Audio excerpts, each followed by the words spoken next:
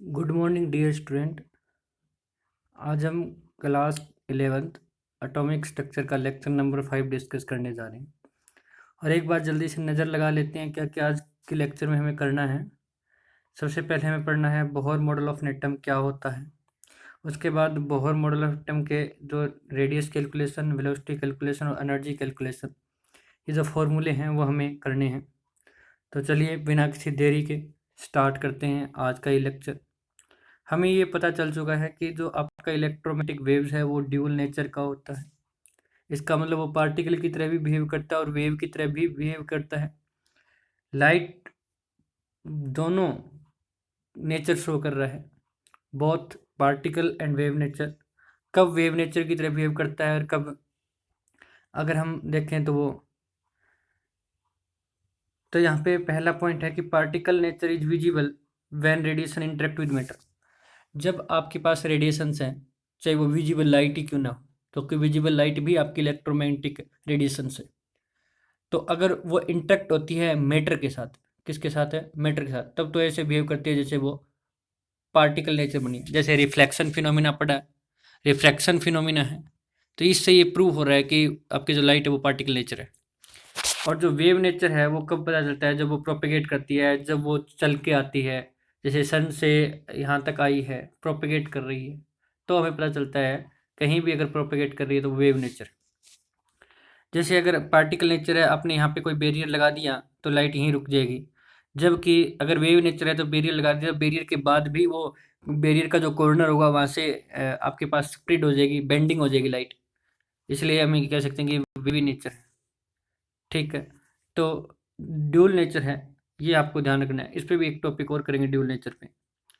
Bohr model for hydrogen atom, Niels Bohr ने दिया। उसके क्या क्या पोस्टुलेट्स हैं? मेन 4 पोस्टुलेट्स हैं, आपको ध्यान रखने। Electrons revolve around the nucleus in specific permitted circular orbit and in no others. And these circular जो आपके पास पाथ है, ये जो पाथ बनाए गए हैं, path is known as orbit. इनको क्या बोला गया? ऑर्बिट। इन्होंने ये बोला कि जो इलेक्ट्रॉन ना, ऐसा नहीं है वो कहीं भी घूम लेंगे, कहीं भी आप अपना सर्कुलर पाथ बना दोगे, ऐसा नहीं है। आपको एक परमिटेड पाथ होंगे, वहीं पे आप बना सकते हो। अब कितने रेडियस का बनाओगे तो वो हम आगे कैलकुलेट कर रहे हैं ना रेडियस कैलकुलेशन में।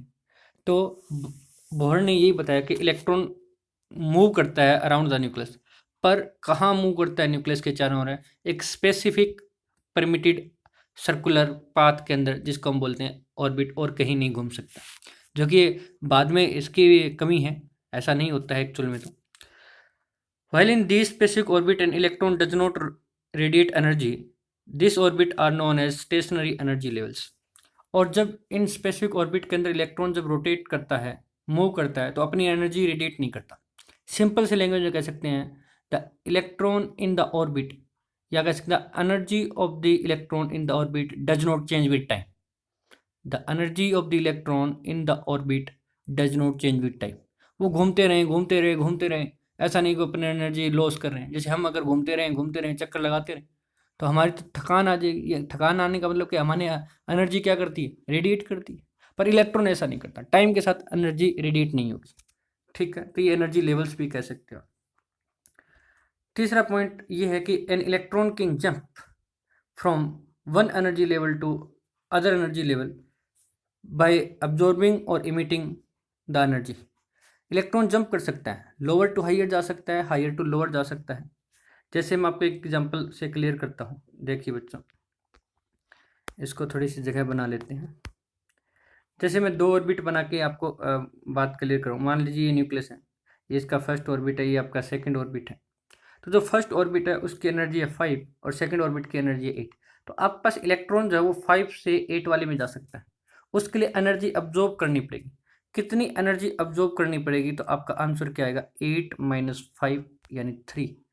ये जो इलेक्ट्रॉन इस फर्स्ट ऑर्बिट के अंदर घूम रहा है, उसके पास 5 जूल एनर्जी या 5 किलो जूल, कुछ भी मान लो, हमें सपोज करना है, वो एनर्जी है उसके पास। और उसको सेकंड ऑर्बिट के अंदर जाना है, तो उसको सेकंड ऑर्बिट में तभी जा सकता है जब उसके पास एनर्जी 8 होगी। है कितनी? 5। तो 3 उसे गेन करनी पड़ेगी। गेन का मतलब अब्जॉर्ब करनी पड़ेगी। अगर ये वापस जब ये घूम रहा है सेकंड ऑर्बिट के अंदर, तब एनर्जी कितनी है उसकी? 8 है। और ये कहाँ आना चाहता है? नीचे वाले में आना चाहता है। तो कितनी एनर्जी रिलीज करेगा? अब रिलीज करें ना, 8 है, वो जब 5 होगी तब आ सकता है, तो 3 उसको यहाँ से क्या करना पड़ेगा, छोड़ना पड़ेगा अपने पास से, तो कितनी करना पड़ेगी, 8 - 5।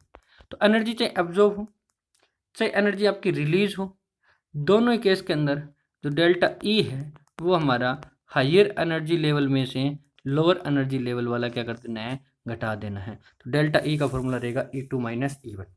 हायर एनर्जी लेवल में से लोअर एनर्जी लेवल वाला क्या कर दोगे, माइनस कर दोगे। ठीक है बच्चों, आया समझ में? तो यहाँ तक आपको क्लियर हो गया। अब नेक्स्ट, अब जो एंगुलर मोमेंटम है ये तो हमने कर लिया कि जो डेल्टा ई होगा वो हमारा E2 - E1 होगा। नेक्स्ट जो है, the angular momentum of an orbit is always quantized. Quantize का मतलब बताता हूँ मैं क्या होता है, पहले सुन लेते हैं, ये पढ़ लेते हैं। The angular moment of an orbit is always quantized and only those orbits are possible whose angular momentum is integral multiple of h/2π। Angular momentum क्या होता है बच्चों, mvr, mass into velocity into radius. वो जब वो move करेगा उसकी velocity कितनी होगी, उसका रेडियस कितना होगा, तो वो हमेशा ही h/2π के इंटीग्रल है। इंटीग्रल का मतलब आप किसी नंबर से मल्टीप्लाई करोगे, तो मैंने n लगा दिया। फर्स्ट ऑर्बिट के अंदर मूव करेगा तब हो जाएगा इसका h/2π, सेकंड में करेगा तो h/π आ जाएगा, थर्ड में करेगा तो 3h/2π आ जाएगा, फोर्थ में करेगा तो 2h/π आ जाएगा। केवल यही पॉसिबल हो सकते, इनके बीच की वैल्यू नहीं हो सकती। जैसे h/2π मोमेंटम हो सकता है एंगुलर मोमेंटम, और h π हो सकता है, h2π से h π के बीच का नहीं हो सकता, जैसे h/4π नहीं हो सकता। आई बात समझे? इसी को हम कंटेस्ट बोलते हैं। जैसे मतलब ये सीडी बनी हुई है ना, इस पे आपके पास जो सीडी है वो आपकी 1 फीट की, और 1 फीट से जब आप ऊपर जाते हो, मैं कहता हूँ 1.5 फीट पे खड़े होकर दिखाइए, हो जाओगे क्या?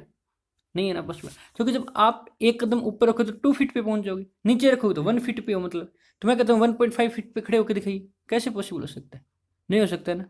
ठीक है, तो ये इसको बोलते हैं कि क्वांटाइज, यानी किसी एक नंबर के मल्टीपल में ही, एक नंबर हो गया फिक्स, उसके मल्टीपल में 1 2 3 4 कितने नंबर से मल्टीप्लाई करो, उसके एक मल्टीपल में ही आप उसको कर सकते हो, और वो भी एक पॉजिटिव इंटीजर होगा, ऐसा नहीं 2.5 3.5 ऐसा कुछ नहीं होगा।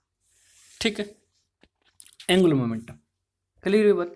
जैसे आप दुकान पे जाते हो ना, जैसे मतलब कुछ मांगते हो, जैसे मान लो एक छोटा सा एग्जांपल दे देता हूँ, जैसे मतलब कुरकुरे लेने हैं, तो आप उसको क्या कहोगे, भी 1 पैकेट दे दो, 2 दे दो, 3 दे दो, या कह दोगे 1.5 पैकेट दे दो, वो कभी आपको मना करेगा नहीं भाई, या तो 1 लो या कितने लो, 2। तो बीच का ले नहीं सकते, मल्टीपल ले सकते हो। ठीक है बच्चों, तो आई होप समझ में आ गया होगा आपको। तो क्वांटाइज का मतलब यही होता है। तो mvr = nh/2π। h Planck constant है जिसकी वैल्यू 6.626। h क्या होता है, प्लैंक कांस्टेंट होता है जिसकी वैल्यू कितनी होगी, 6.626 इंटू 10⁻³ जूल सेकंड होती है, पता होगा आपको। एन आपको पता है, वी आर अभी ये कैलकुलेट करेंगे। ठीक है बच्चों, circulation of radius of the Bohr orbit. अब देखिए, इलेक्ट्रॉन पे नेगेटिव चार्ज है, न्यूक्लियस पे पॉजिटिव चार्ज है, और इन दोनों के बीच में जो फोर्स होती है उसको हम क्या बोलते हैं, इलेक्ट्रोस्टैटिक फोर्स, या फिर एक ही नाम है कोलम्बिक फोर्स। ठीक है, और जब कोई आपके पास है सर्कुलर पाथ के अंदर मूव करता है, सर्कुलर पाथ के अंदर कोई मूव करता है, तो उस पर एक सेंट्रीफ्यूगल फोर्स भी लगता है बच्चों। सेंटर की तरफ एक फोर्स लगता है इनवर्ड डायरेक्शन के अंदर, जो कोई सर्कुलर पाथ में मूव करता है उसको हम बोलते हैं सेंट्रीफ्यूगल फोर्स। सेंट्रीफ्यूगल फोर्स का फॉर्म होता है mv²/r, और इलेक्ट्रोस्टैटिक फोर्स का फॉर्म होता है k कांस्टेंट, जिसकी वैल्यू ये होगी आपके पास जो साइड में लिखी हुई है, Q1 Q2, Q1 first charge, Q2 second charge, and r is the distance. तो ये जो न्यूक्लियस के बीच का जो डिस्टेंस है, लास्ट इलेक्ट्रॉन, ये जो आपके इलेक्ट्रॉन जिसका निकाला जाता है उसको तो r ही मान लेता हूँ मैं। बट आपको ये ध्यान देना है बच्चों, Q1 क्या है मेरे पास, Q1 न्यूक्लियस, न्यूक्लियस पे कितना चार्ज होगा, एक प्रोटॉन पे कितना चार्ज होता है, 1.6 इंटू 10⁻19 इतना चार्ज होता है, उसको मैं ई लिख दूंगा। ई मैंने किसकी जगह पर लिख दिया, 1.6 इंटू 10⁻19 की जगह पर ई लिख दिया। और आपको पता है जितने प्रोटॉन होंगे उतना न्यूक्लियस पे चार्ज होगा, और प्रोटॉन एटॉमिक नंबर के बराबर होता है, इसका Z, और इसका मतलब कितना चार्ज होता है, -1.6 इंटू 10⁻19 कूलम होता है, तो इसलिए ई लिख दिया। तो एक की वैल्यू तो होगी मेरे पास ई, और एक की वैल्यू होगी मेरे पास है Z। तो मैंने यहाँ पे वैल्यू पुट कर दी, Q1 की Z, Q2 की ई, और r², और ये mv²। यहाँ से हम एक r से r क्या हो जाएगा, कैंसिल हो जाएगा, और एक r से r कैंसिल हो जाए तो मुझे किसकी वैल्यू पता चल जाएगी, v² की वैल्यू पता चल जाएगी। और बोहर का सेकंड पोस्टुलेट ये कहता है कि mvr = nh/2π। यहाँ से अगर मैं v की वैल्यू निकालूँ और उसका स्क्वायर कर दूँ, mvr से अगर v की वैल्यू निकालूँ तो nh/2π, mr इधर जाकर क्या हो जाएंगे, डिवाइड हो जाएंगे, फिर उसका स्क्वायर कर दूँ, ये भी v², ये भी v², दोनों को क्या करते हैं, हम कंपेयर कर लें, दोनों को एक दूसरे इक्वल पुट कर दे तो kz² ये हो जाएगा। अब यहाँ से एक r से r क्या हो जाएगा, कैंसिल हो जाएगा। हमेशा बच्चों ध्यान रखना, ये आपका फॉर्मूला रहेगा, बस ये फॉर्मूला है और एक फॉर्मूला ये है, दो ही फॉर्मूले याद रखने हैं, ठीक है। और इन दोनों फॉर्मूला का यूज करके हम करेंगे। जब आपको रेडियस निकालना तो v की वैल्यू निकाल लेना, और जब वेलोसिटी निकालना तो r की वैल्यू निकाल लेना। फिर से बता देता हूँ, दो फॉर्मूले आपको हैं, कैसे हैं ये +2 में आप थोड़ा करोगे तब आपको बहुत आसान लगने लग जाएगा। एक बार आपको लग रहा होगा कि डायरेक्ट याद करने पड़ रहे हैं, सेंट्रीफ्यूगल फोर्स क्या होता है, ये +1 फिजिक्स में ही पता चल जाएगा आपको। और ये अभी बताया mvr=nh/2π। तो एक ऊपर वाला ही मान लो आप फॉर्मूला याद करना है। जब आपको रेडियस निकालना तो v की वैल्यू निकालेंगे, वैल्यू पुट दूसरे में पुट कर देंगे। और अगर आपको v निकालना, वेलोसिटी निकालना तो r की वैल्यू निकालेंगे और दूसरे के अंदर पुट कर सकते हो, या फिर दोनों से r की वैल्यू निकालो, कंपेयर कर लो, जैसे अभी मैंने किया, v और v की वैल्यू निकाली और कंपेयर कर दी। तो यहाँ से हम r की वैल्यू निकालेंगे बच्चों, क्या निकालेंगे, इतना तो कर ही सकते हो ना, क्रॉस मल्टीप्लाई करके r की वैल्यू निकाल सकते हो। तो r की वैल्यू आ जाएगी, ठीक है बच्चों सॉरी, आर की वैल्यू ये आ जाएगी। इसके बाद हम क्या करेंगे, जो कांस्टेंट वैल्यू है, केवल एन स्क्वायर कांस्टेंट नहीं है और जेड कांस्टेंट नहीं है, बाकी सारी कांस्टेंट है, तो इनकी वैल्यू पुट करेंगे। एच प्लैंक कांस्टेंट है, पाई 3.14 है, मास ऑफ इलेक्ट्रॉन पुट करेंगे, ई चार्ज ऑन इलेक्ट्रॉन पुट करेंगे और सोल्यूशन करेंगे तो हमारे पास 0.529 एन स्क्वायर जेड एंगस्ट्रॉम में आ जाएगी। किस में आ जाएगी, एंगस्ट्रॉम। 52.9 पिकोमीटर में हो जाएगा, जो भी आप कन्वर्ट कर सकते हो। तो इसका मतलब किसी भी nth का ऑर्बिट का रेडियस निकालना हो तो n स्क्वायर ए नोट अपॉन में जेड, और ए नोट मैंने किसके जगह पर लिख दिया, ए नोट लिख दिया मैंने 0.529 की जगह पर ए नोट लिख दिया। अब आपको पता है फर्स्ट का निकालना है, हाइड्रोजन एटम का निकालना है, तो हाइड्रोजन एटम के लिए जेड की वैल्यू क्या रहेगी, 1 रहेगी। फर्स्ट ऑर्बिट के लिए आपके पास है एन की वैल्यू क्या रख देंगे, 1, तो आपका आंसर ए नोट ही आ जाएगा। सेकंड में एन की वैल्यू 2 पुट करेंगे तो 2 का स्क्वायर 4 ए नोट हो जाएगा, नीचे 1 ही रहना है, नीचे तो 1 ही रह गया क्योंकि जेड की वैल्यू 1 है। इस तरह से आपके पास इसके रेडियस आप है निकाल सकते हो। इसके बाद अगर बात करें हीलियम पॉजिटिव आयन के लिए तो भी आप निकाल सकते हो, क्योंकि अभी फॉर्मूला क्या पड़ा, Z sorry r n is equal to n square a naught by Z. इस बार जेड कितना रहने वाला है, 2, और एन की वैल्यू फर्स्ट यानी फर्स्ट ऑर्बिट के लिए निकालोगे तो क्या हो जाएगा, ए नोट बाई 2 हो जाएगा, ए नोट बाई क्या हो जाएगा 2। बस वैल्यू पुट करनी है, ठीक है। अच्छा, मैंने हीलियम पॉजिटिव क्यों ले लिथियम 2 पॉजिटिव क्यों लिया, क्योंकि जो हाइड्रोजन एटम है वो केवल एप्लीकेबल है हाइड्रोजन लाइक एटम के लिए, और हाइड्रोजन लाइक एटम का मतलब ऐसा हमें लेना है जिसके अंदर एक इलेक्ट्रॉन हो। तो हीलियम के अंदर 2 इलेक्ट्रॉन होते हैं, और हीलियम पॉजिटिव तब बनेगा जब वो एक इलेक्ट्रॉन क्या कर देगा, लॉस कर देगा। क्या कर देगा, एक इलेक्ट्रॉन लॉस कर देगा। लिथियम के अंदर 3 इलेक्ट्रॉन होते हैं, जब वो 2 लॉस कर देगा ना तब एक इलेक्ट्रॉन बचेगा, क्योंकि हाइड्रोजन के अंदर एक इलेक्ट्रॉन होता है। तो हाइड्रोजन लाइक एटम के लिए ही आप बोर मॉडल एटम को आप क्या कर सकते हो, अप्लीकेबल कर सकते हो, ठीक है बच्चों। नेक्स्ट देखिए, if the radius of second orbit of lithium 2 positive ion is x, then find the radius of first orbit of helium positive in terms of x। Lithium positive का सेकंड निकालना है। अभी फॉर्मूला क्या था बच्चों, formula था हमारे पास है n square a naught by Z. Lithium के केस की अगर मैं बात करूं तो लिथियम के केस के लिए जेड की वैल्यू आपके पास 3 रहेगी, सेकंड ऑर्बिट की बात कर रहा है तो 2 रहेगा, तो एन स्क्वेयर एन की वैल्यू 2 पुट करेंगे तो कितना हो जाएगा, 4 ए नोट डिवाइड बाई 3, तो 4 ए नोट डिवाइड बाई 3 पर इसको क्या बोला हमने, एक्स, क्या बोला हमने, एक्स, ठीक है। अब अगर हम देखें हीलियम पॉजिटिव के लिए निकालना है, फर्स्ट ऑर्बिट के लिए निकालना है, तो हीलियम पॉजिटिव की अगर हम बात करें तो जेड की वैल्यू हो जाएगी 1 और एन की वैल्यू 1, क्योंकि फर्स्ट ऑर्बिट के लिए बोला तो हो जाएगा ए नोट बाई 2। तो यहाँ से हम ए नोट की वैल्यू ऊपर वाले जो 4 a naught by 3 is equal to x दे रखा है, तो यहाँ से हम किसकी वैल्यू निकाल लेते हैं, ए नोट की वैल्यू निकाल लेते हैं फर्स्ट इक्वेशन से। तो ए नोट की वैल्यू कितना है, 3x/4, और एक्स के टर्म में निकालना है तो ये वाले में ए नोट की वैल्यू पुट करेंगे। ए नोट की वैल्यू पुट करें तो 1/2 तो ही है, ए नोट हो जाएगा आपका 3x/4, आपका आंसर आ जाएगा 3x/8। ठीक है बच्चों, कर लोगे सोल्व, बिल्कुल आसान सा है, एक बार ट्राई करो। अब आप बात करते हैं कैलकुलेट वेलोसिटी। क्या कैलकुलेट करेंगे बच्चों, velocity of electrons in Bohr orbit. इसमें क्या होता है, m v r is equal to n h upon two pi, तो यहाँ से वी की वैल्यू निकाल ली n h upon 2 pi m r. ये अब एक तरीका मैं आपको बता दूँ, बहुत ही सिंपल। अगर मैंने आर निकाली तो मैं डायरेक्ट आर की वैल्यू पुट कर दूँगा, पीछे वाले आर की वैल्यू थी वो डायरेक्ट पुट कर दूँगा। नहीं, फिर आप दूसरा फॉर्मूला है वो भी यूज़ करोगे, वहाँ से भी वी की वैल्यू निकालोगे और दोनों को इक्वल पुट कर दोगे, जैसे अभी हमने रेडियस निकालने के लिए किया था, ठीक है।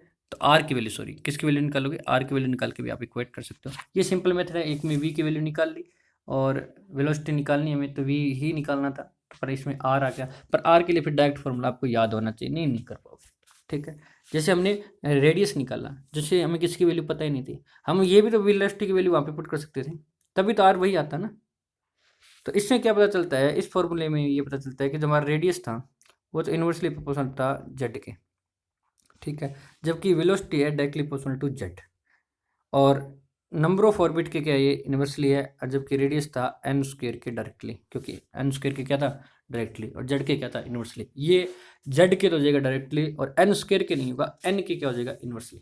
ठीक है बच्चों, कर लोगे, सब कुछ लिखा हुआ है। Find out the time period of revolution electron in second orbit of lithium 2 positive to third orbit of helium positive निकालना है बच्चों। टाइम का रेशो निकालना है।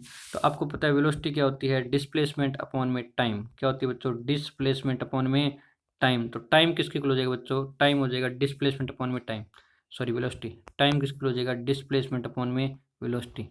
और आपको पता है डिस्प्लेसमेंट, एक ऑर्बिट में ये चक्कर लगा रहा है तो ये इसका जो सरकमफेरेंस है वो कितना हो जाएगा 2πr, और इसकी जो वेलोसिटी है वो कितने मान लेते हैं v। 2π कॉन्स्टेंट है, टी डायरेक्टली पोर्शनल है r के और इन्वर्सली पोर्शनल है किसके v के। तो t1 जो है मेरा वो हो जाएगा r1 v1 के, और t2 जो है वो मेरा हो जाता है किसके, लिख सकता हूँ मैं r2 और v2 के। ठीक है, या फिर आप एक और काम कर सकते हैं, r की वैल्यू जो हमारे पास क्या थी, प्रोपोर्शनली स्क्वायर थी n स्क्वायर और z के, और जो v थी वो हमारे पास थी proportionally z divide by n के। ये वैल्यू पुट कर दीजिए, आपके पास n square n cube divide by z square आ जाएगा। ठीक है, तो इस तरह से आप time period revolution of electron second orbit of lithium positive to third positive. अब आप एक बार n की वैल्यू क्या पुट कर दोगे 2, और एक बार n की वैल्यू क्या पुट कर दोगे 3, और z की वैल्यू क्या पुट करोगे आप 3। तो आप पास इसका सोल्यूशन कर लेना, एक तो t1 मान लेना और एक क्या मान लेना t2, यानी एक तो t2 के लिए और एक है t3। इन दोनों को क्या कर देना, डिवाइड कर देना। ये होमवर्क रहेगा, आपको कैलकुलेट करना है। ठीक है, कर लोगे बच्चों इतना तो। Next, calculate the energy of an electron. Calculate the energy of an electron. Energy कैसे कैलकुलेट करोगे, the energy of an electron at infinity is arbitrary assume to be zero. जब आपके पास इलेक्ट्रॉन इन्फिनिटी पे बहुत दूर है तो उसकी अज्यूम किया गया है zero. This state is called zero energy state. इसको क्या बोलेंगे हम, zero energy state.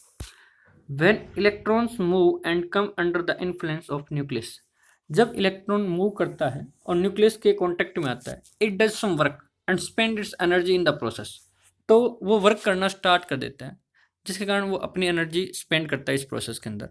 The energy of the electron decrease and becomes negative. और इलेक्ट्रॉन जो है कि एनर्जी जो है वो डिक्रीज होती है और क्या बन जाती है नेगेटिव। फिर से सुनिए, जब आपका इलेक्ट्रॉन न्यूक्लियस से इन्फिनिटी पे है तो आपके पास उसकी एनर्जी जीरो अज्यूम की गई है, इसको हम बोलते हैं जीरो एनर्जी स्टेट।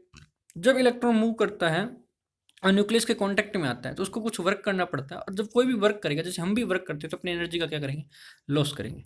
तो एनर्जी स्पेंड होगी और एनर्जी कम होती जाएगी, कम होती जाएगी, तो ये कहाँ पे आ जाएगी, पास है नेगेटिव में आ जाएगी। Negative sign is also indicate that electron is bound to the nucleus. और ये बहुत बार क्वेश्चन आ चुका है, बहुत बार ये क्वेश्चन आ चुका है कि आपके पास नेगेटिव साइन का क्या मीनिंग है जब हम एनर्जी निकालते हैं बोर के अंदर। तो नेगेटिव साइन का मतलब यही है कि वो न्यूक्लियस के साथ इलेक्ट्रॉन बाउंड रहता है, दोनों के बीच में इलेक्ट्रोस्टैटिक फोर्स ऑफ अट्रैक्शन है। ठीक है, कर लोगे। Potential of the potential energy of the electron at distance r from the nucleus is equal to the work done in moving the electron from infinity to the point at a distance r from the nucleus। सबसे पहले हम potential energy निकालेंगे electron की at distance r, कहाँ से, nucleus से, जो किसके इक्वल होगी, work done in the moving electron from infinity to that point at distance r from the nucleus. मान लीजिए इलेक्ट्रॉन था, कहाँ पे था, आपका इन्फिनिटी पे था, और इस इन्फिनिटी से उठा के हमने धीरे धीरे धीरे धीरे r डिस्टेंस तक ले आई। तो आपको कुछ ना कुछ वर्क करना पड़ा। क्या करना पड़ा बच्चों, वर्क करना पड़ा, क्योंकि न्यूक्लियस से कितनी डिस्टेंस पे रहा, ये r पे ही रहा। पर आपको पता है जब यहाँ से यहाँ मूव करवाया तब अलग फोर्स लगा, यहाँ से यहाँ मूव करवाया तब अलग फोर्स लगा, अलग अलग इंस्टेंट पे अलग अलग फोर्स लग रहे हैं। तो इसका मतलब हमारा वर्क डन भी कैसा होगा, वेरिएबल होगा। तो हम ये चाहते हैं कि स्मॉल डिस्प्लेसमेंट डी आर के लिए तो ये कंसीडर किया जा सकता है कि फोर्स कैसा रहा होगा, सेम रहा होगा। तो हम वर्क डन निकालेंगे तो वर्क डन हो जाएगा फोर्स इंटू डिस्प्लेसमेंट। तो force into displacement, small displacement D R. और ये छोटे छोटे टुकड़े बहुत बनेंगे, तो टोटल करने के लिए हम क्या कर देंगे, इनका इंटीग्रेशन। कहाँ से, इन्फिनिटी से लेकर कहाँ तक करना, आर तक। तो लिमिट हो जाएगी इन्फिनिटी टू आर। अब एफ की वैल्यू क्या होती है, एफ की वैल्यू अभी बताइए ना, के Q1 Q2 divide by r square.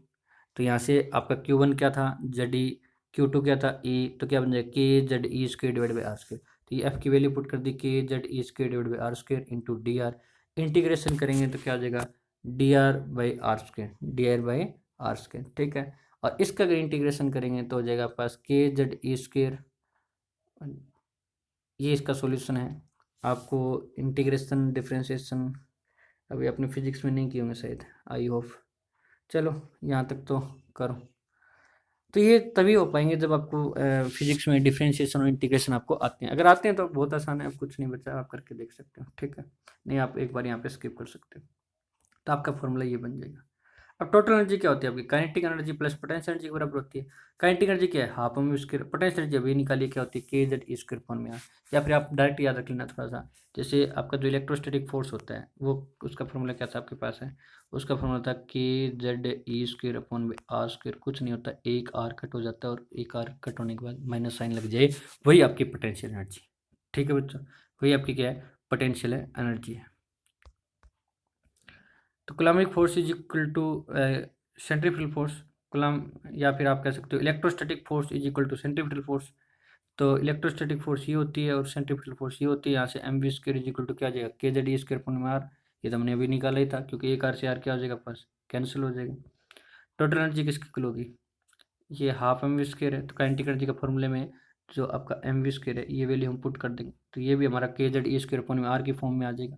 Total करेंगे तो हमारे पास माइनस के जेड ई स्क्वायर अपॉन में टू आर आ जाएगा। तो काइनेटिक एनर्जी इतनी होती है, पोटेंशियल एनर्जी की हाफ होती है, टोटल एनर्जी पोटेंशियल एनर्जी की हाफ होती है पॉजिटिव में, काइनेटिक एनर्जी होती है वो टोटल एनर्जी की क्या होती है नेगेटिव होती है। तो ये एक दूसरे के रिलेशन है, बच्चों करके देखना बहुत आसान है, कोई भी मुश्किल नहीं है, ठीक है। केवल हमने इससे एम वी स्क्वायर की वैल्यू निकाली ताकि काइनेटिक एनर्जी भी हम के जेड ई स्क्वायर या ई अपॉन में आर की टर्म में कुछ इसी यानी के जेड ई और आर की टर्म में हम निकाल पाए, इसलिए हमने ऐसा कुछ किया, ठीक है।